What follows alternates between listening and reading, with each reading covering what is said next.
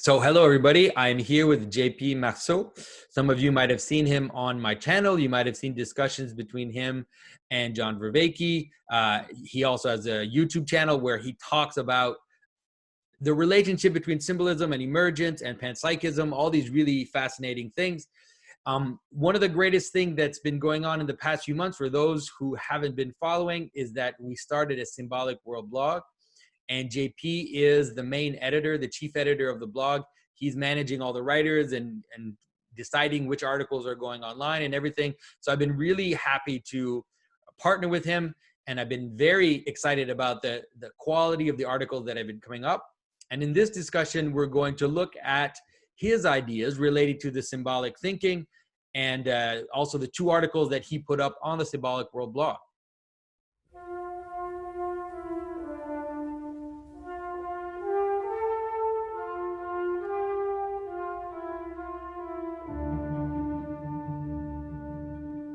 This is Jonathan Pageau. Welcome to the Symbolic World.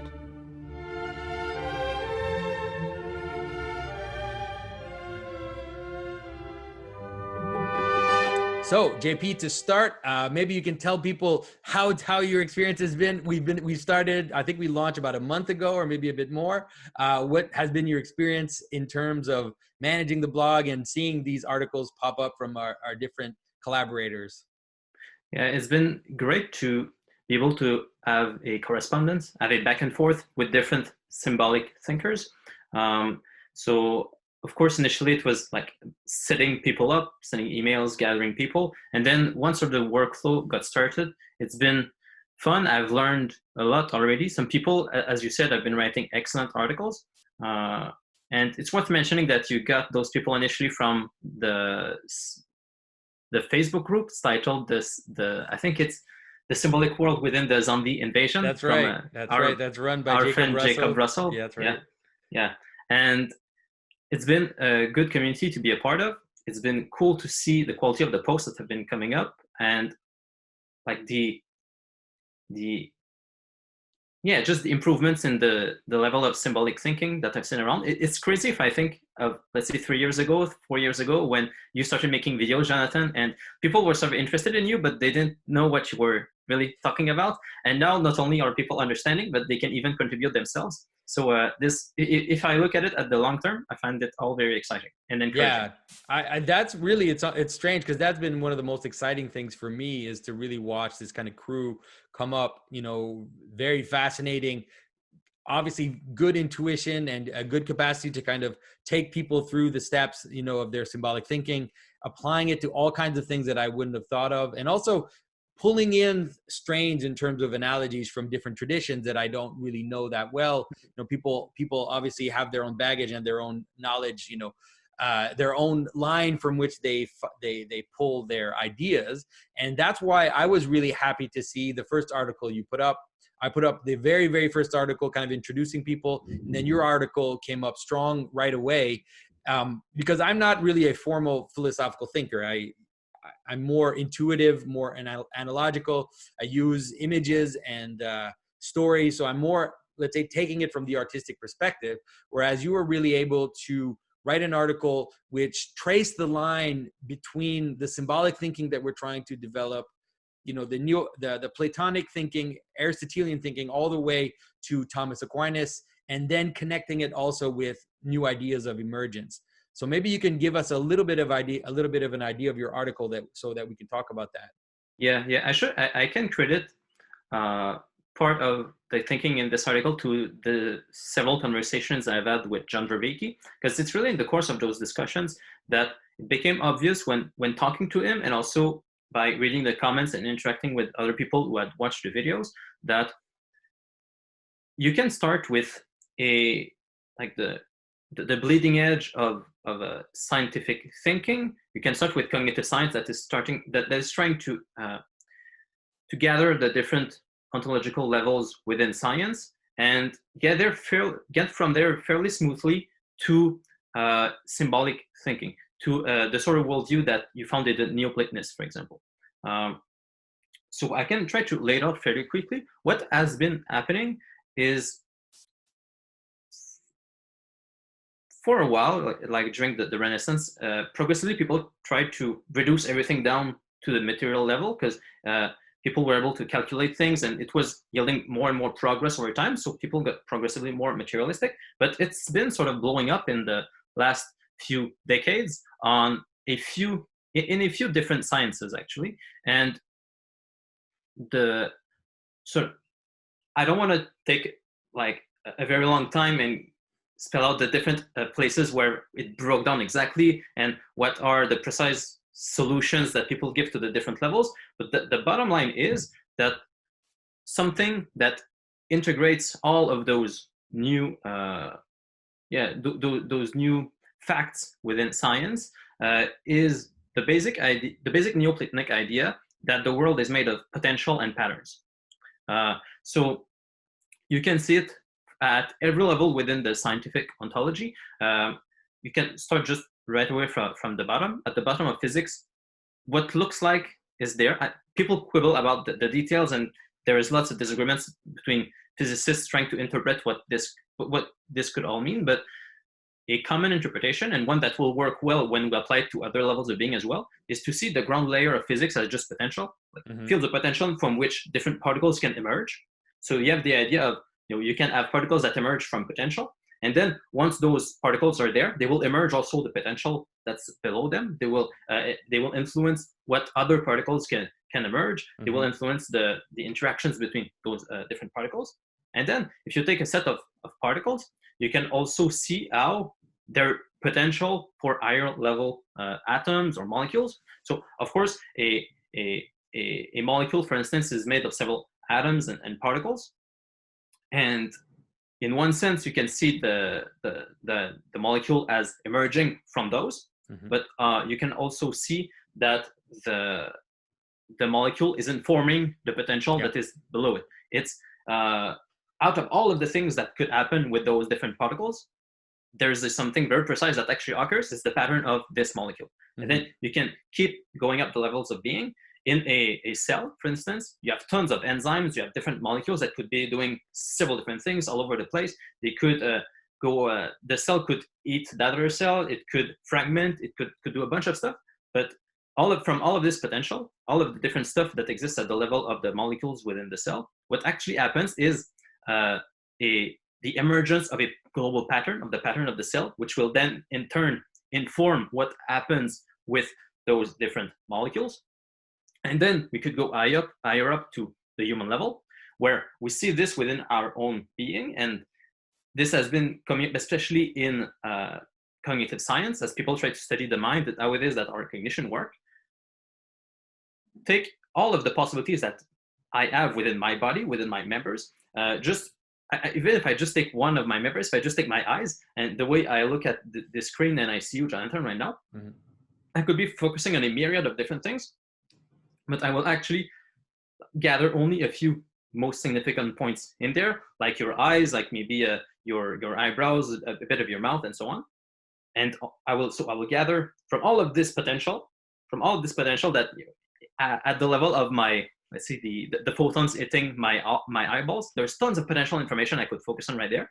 I will constrain that potential into a simpler pattern of just eyes and eyebrows and face and so on. So I take very complex information, very complex potential. I condense it into a higher level pattern, and in turn, then that higher level pattern will influence what I will do also in the future with the potential that is in my body. So out of all the things that I could say with my mouth, out of all the complex interactions that could go on with my cells in my mouth or in my lungs and so on, I will say these very precise words. So we started from the very bottom layer of physics of just fields of potential. We got our way to saying that from those fundamental fields, there emerge particles, and then those particles become matter. They become potential for the atoms. The atoms become potential for cells, for humans, and we can keep going higher up as well. We can take the example of one I really like is the church, for instance, or not, even before we go to the church, we can go to a family.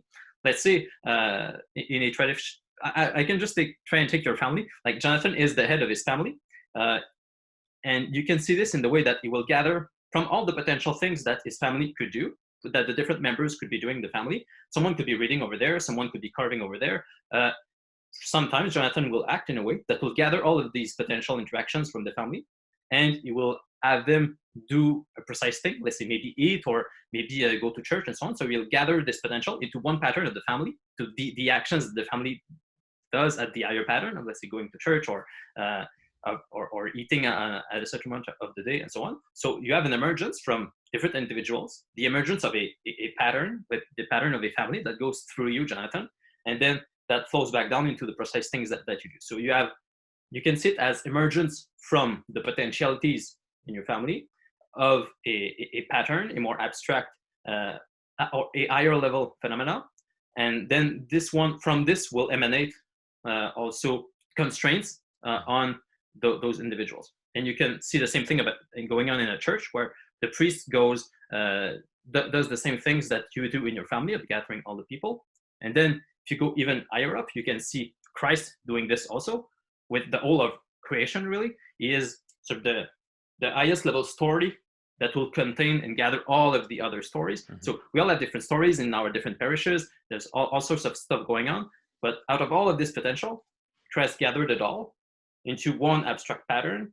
And then this pattern has also been unfolding throughout history in us. So you want to say something? No, I was just going to say that what definitely is fascinating is how similar, and if you use terms like emergence and you talk about potentiality in the way that you did, I think that most physicalists will understand what you're talking about, at least physicalists that have been attentive to the problem of emergence. But, for anybody who knows a little bit of classical thinking, you right away recognize that the notion in Aristotle, for example, of matter, and then, because when he was talking about matter, he wasn't talking about matter the way we talk about it, but he was talking about matter at every level, ontological in terms level. Of the different potentialities. Yeah. Right. So potentiality at any level on the hierarchy of being is matter for the name or the identity that is above, which is forming it. Mm-hmm. Yeah. And people are starting to take those higher level patterns more and more seriously. As I said, for a while, people were just trying to reduce everything down to the bare minimum layer, just try to reduce everything down to matter. But it caused a bunch of problems. Like, you couldn't really take even just biology seriously. Like, biology is supposed to be science, and we can actually do real things with it. But if it was somehow reduced to matter, it was causing problems in philosophy of science, because we always use teleological words when talking about biology, and you need real potential for even just evolution to make sense. Like, there has to be real potential for genetic variation. Otherwise, biology becomes sort of a chimera, becomes just an illusion. And it also blows up at the human level, because we do see patterns in our minds, at least. Like, it's really,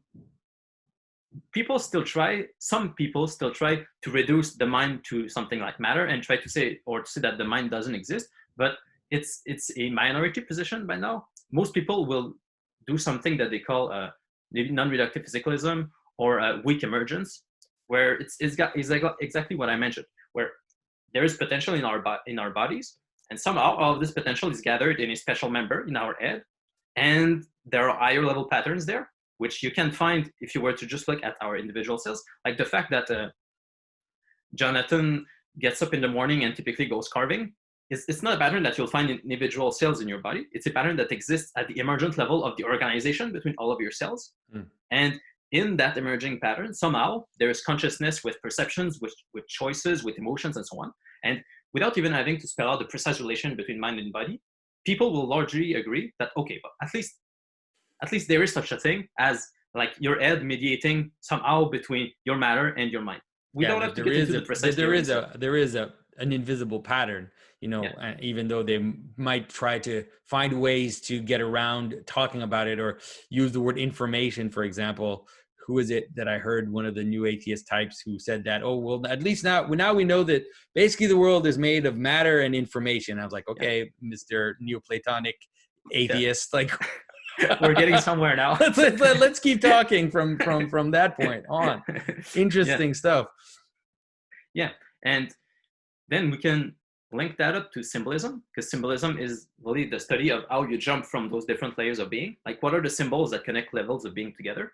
And in that article, I especially used head-body symbolism. That's why I've been already alluding to it in my explanations. Yeah. It's the kind of symbolism I tend to use most. Like, and as you said, it's a joy in the blog, really, that different people will tend to use different kinds of symbolism. Like Eugene really likes to use animals or dragons and beasts and so on.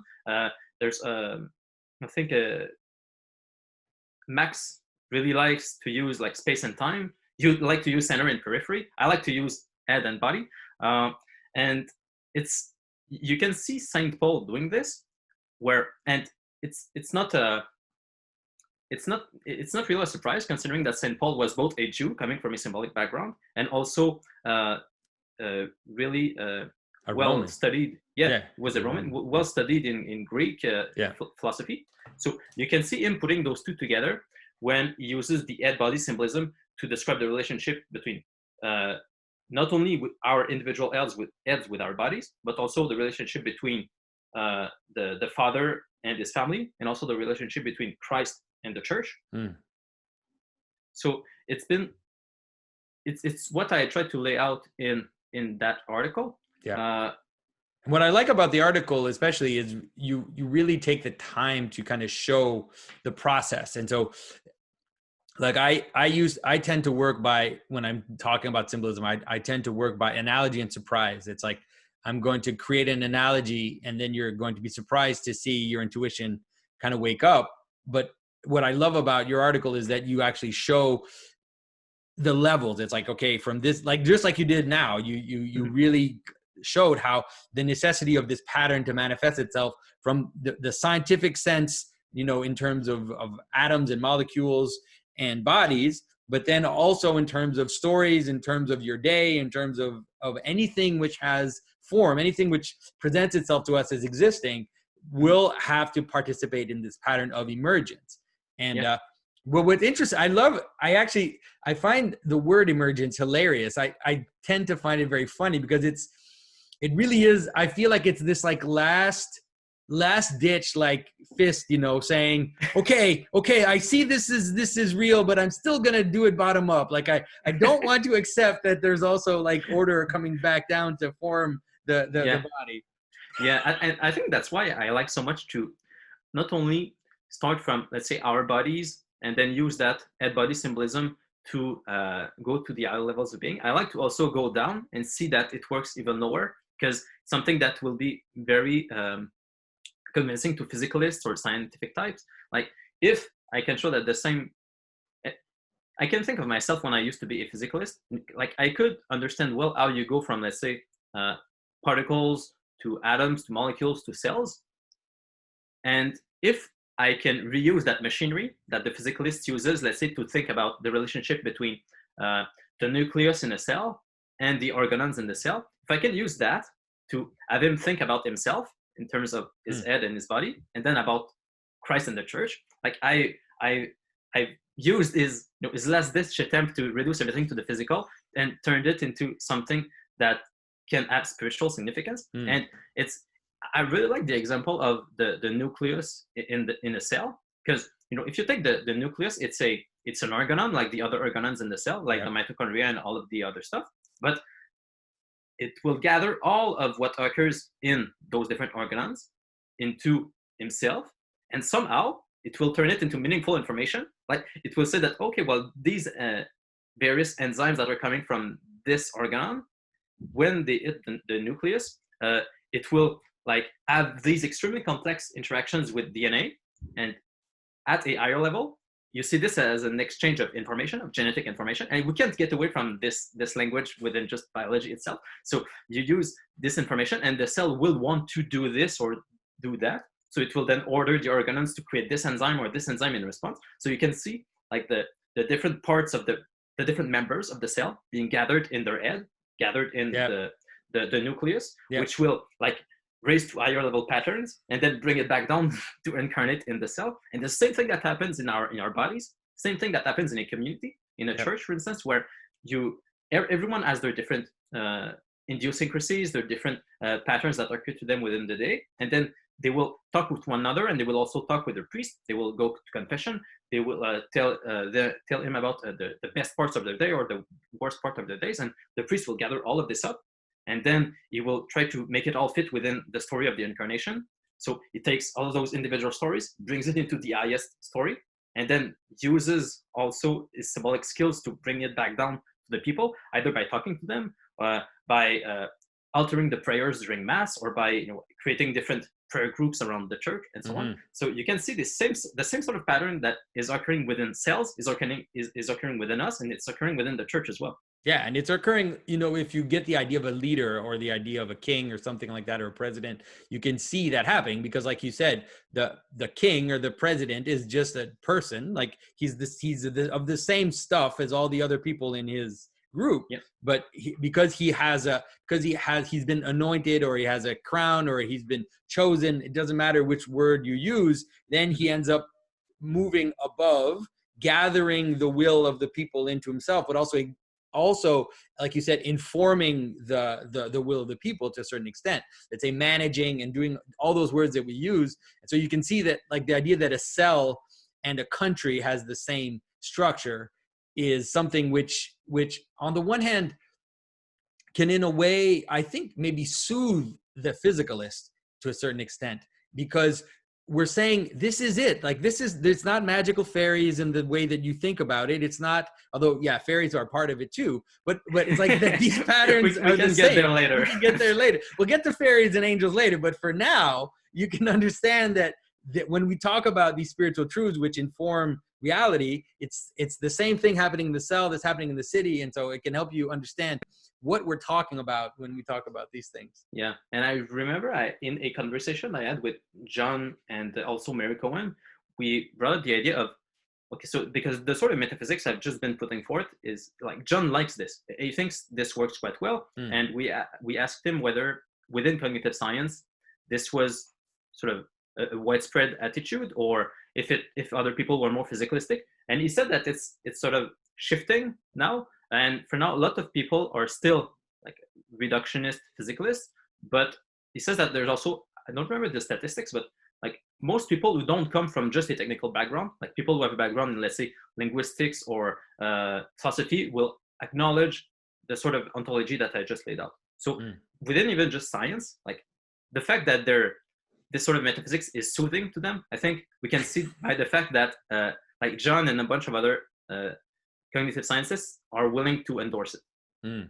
Yeah, that's great. And so the next thing I wanted to talk about is really your last article that you put up, which is the symbolism of cell tower burning. Just such a great timely article, and you're able to really break down the question of symbolism and its relationship to intuition that people have, and how sometimes, let's say, you don't necessarily, the causality that people think is there doesn't necessarily have to be there for the pattern to be true or the pattern to be real. So maybe you can give us a sense. People can check out the article for sure. And I think you also have a version of it that you're reading online, so people can check it out, but you can give us a little hint of what you're talking about. And it'll be a good example to kind of play through the different levels that you talked about in terms of cells and everything else. Yeah, I think it's a good exemplification for the fact that we've lost our symbolism and that we're not very good at it. But if we practice it, let's say via the blog or via going to church, or if we practice symbolism, there's a bunch of patterns that are much more obvious to us. For instance, I took the case of people burning down cell phone towers, because coming from being, from so just maybe we can just explain it to people that what happened during the pandemic, so who don't know, if you're living in a cave of some sort, for during the pandemic, because there were certain people who were saying that the virus was caused or made worse by cell technology, 5G technology. Then they started to see this kind of cell technology as like a mass conspiracy to control people and to also kill people off, like to reduce world population, whatever, like all the conspiracies that came around it. And some people took it so far that they went out and actually destroyed some cell towers. And so there you go. Now you can explain the pattern that manifested itself. Yeah. because what happens is, I think people grasped onto, like they had a symbolic intuition for real patterns that occur at the psychological and also sociological scale.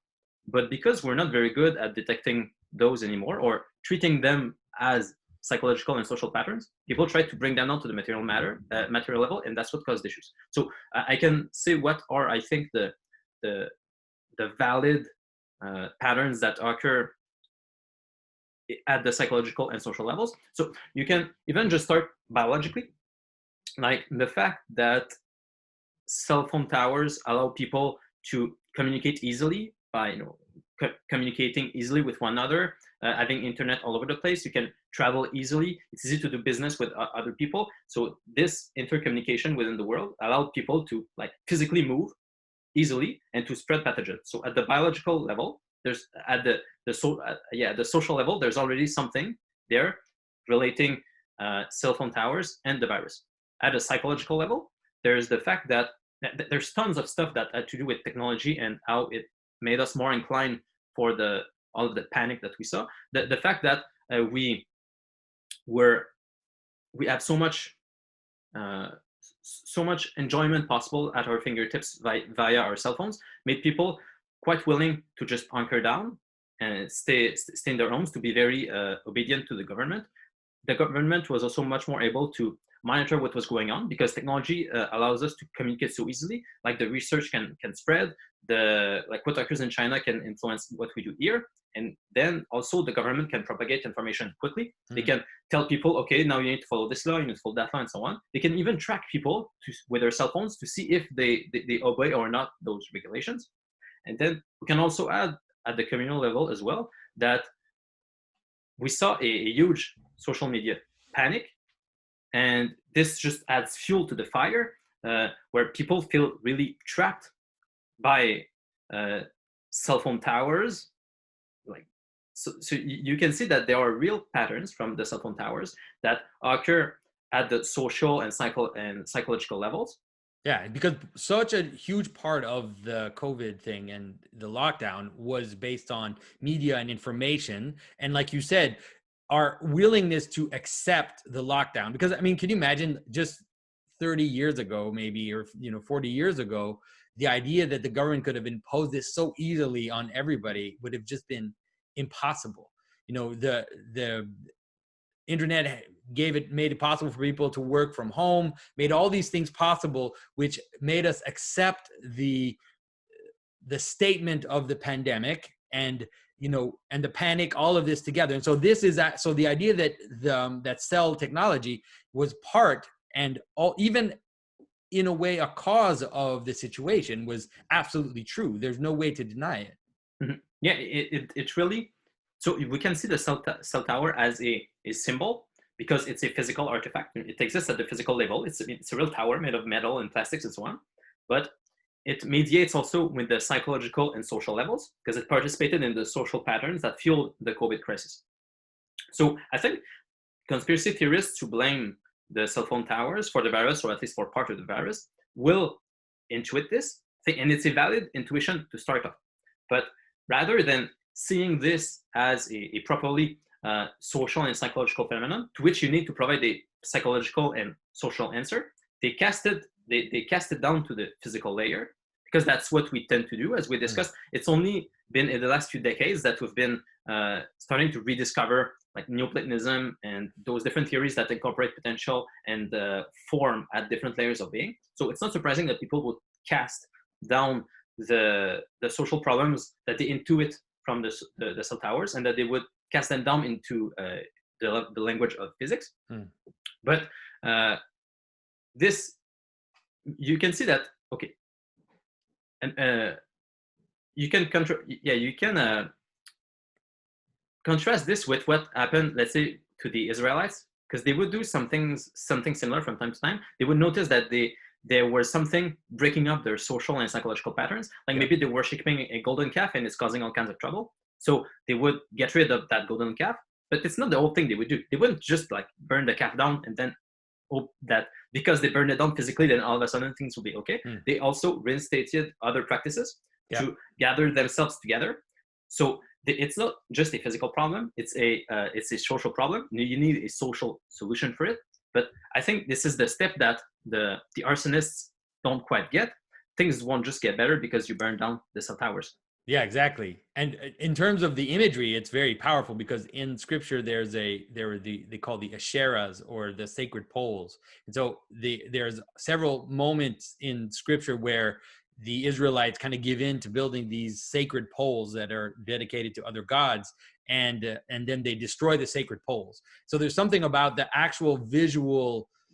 You talk about this in your article as well, the actual fact that cell towers appear above us and you see them as these towering things is also part of the problem, or part of the reason why they end up attracting attention in terms of the source of because they're a visible totem of all of technology, of all of media, of all of this kind of strange connectedness that we have through the internet, and also all the problems that come with that, all the social diseases that are related to the internet and to this type of connection. And so, like you said, in that kind of weird intuitive way, there's something that is intuitively, we're not at all saying you should go burn cell towers. That's not what we're saying. We're saying that we can understand the fact that people would have that intuition that, okay, here's an actual image of something which is causing the problem in our society. Yeah. I think, well, we can even see, I sort of hinted at it in my article, what the actual solution would be to this as a psychological and social problem, and not as a material problem. And one way of seeing it is that by casting the problem in terms of physics, they're not able to see all of the other sides of the social patterns, and they're not able to address the problem correctly. So, cell towers also have good social effects, like the fact that they can allow people to communicate from overseas, the fact that they allow us to communicate now, for instance, the fact that it did allow like experts to exchange information quickly. There's good sides to this phenomenon, and the real solution, I think, would have been obvious in societies where symbolism was better practiced. Like if you just consider the fact that there are cities now where the cell phone tower is higher than the highest church tower. Right. Yeah. And of course, like cell phone towers, like they fragment people physically. They're a symbol of the technology that fragments us physically. It isolates us. They physically isolate us, just like the people, like just like the virus ended up doing. Yeah, and it's the opposite from what the church used to do. Like the highest point in villages that used to be the church, where people would gather, they would worship together and knit close bonds. So people would come. So you can see, we went from a place where communally we would gather around the highest point, which was the church. Now the highest point is the cell phone tower, and it fragments us. And the solution is to, well, it's a social solution. At the social level, what we need to do is we need to like build communities that will build churches that go higher than our cell phone towers. Like that's the social solution. But there's no like quick intervention you can do. It's like to do this, you need to convert people slowly, and it's much more tempting to just burn down the cell towers and hope for the best. But of course, it doesn't work. Because you have nothing to replace it with. Yeah. And it's interesting because on the flip side of this, like on the flip side of people who want to destroy the cell towers, right when COVID started to hit, and I remember here in Quebec, which used to be the most Catholic place in the world, but is now, one of the probably the most atheistic places in the world, on the radio, on like hit radio. Okay, c'est quoi? Like the most hit radio like that exists. Yeah. They kept going over and over how people should not go to church, and how people who go to church should not use holy water, that you shouldn't go to communion. All of these things were vectors of transmission, and they were talking solely about that on the radio. And I was like, who are you talking to? Who are you talking to? Because no one does that. Like none of the people listening to your radio station go to church, or very few of them. And so I was like, this is interesting. They're seeing that the church is a place of communion, and it's still like mythologically in their background thinking, the place of communion. And so that's the first place they attack when they want us to socially separate. So it was just a very fascinating thing to notice. Yeah, that's interesting.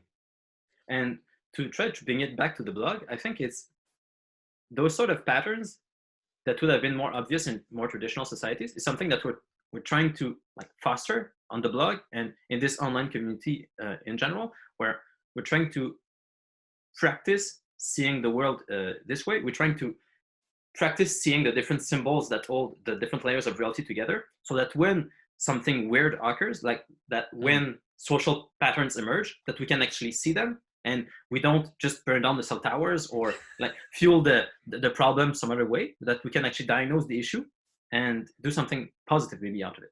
And a maybe little hiccup that I'll mention, just because I think it's worth mentioning, that people should go on JP's video about the cell tower burning and notice that there is a comment by Mathieu Pageau, by my brother there, and he reminds us that even though we can see all the symbolism in terms of story, in terms of social, in terms of psychological, that it doesn't mean that there isn't a hint of material causality there.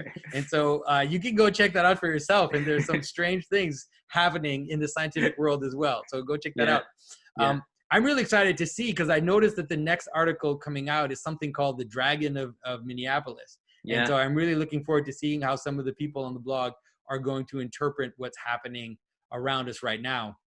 Yeah, it's a good article. I read it, and I'll probably post it on next Tuesday.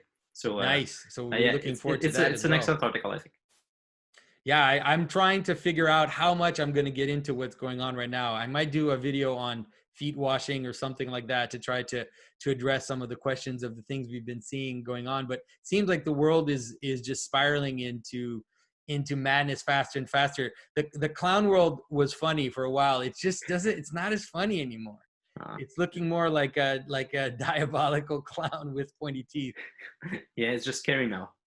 And there's too many patterns like to untangle. Like it's difficult. Like, and it's going very fast too. It's just, because everything's speeding up, it's very difficult to kind of keep up. It's like, but we're still like breathing in from COVID, and now mass riots everywhere in the US and everything. And soon an election in the US is going to take over in terms of patterns, because we're going to see people take sides, and then we're going to see some interesting patterns there as well. But so everybody buckle up for the rest of 2020. We're not done.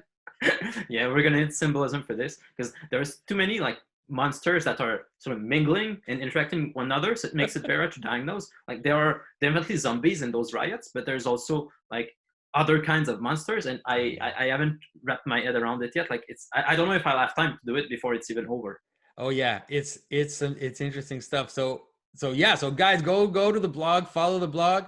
If you are someone who is really good at symbolic thinking, come on the Facebook group, get your chops, train yourself to think symbolically, so that we can have a little army of symbolic thinkers to let's say hold out the madness as the world spirals out of control.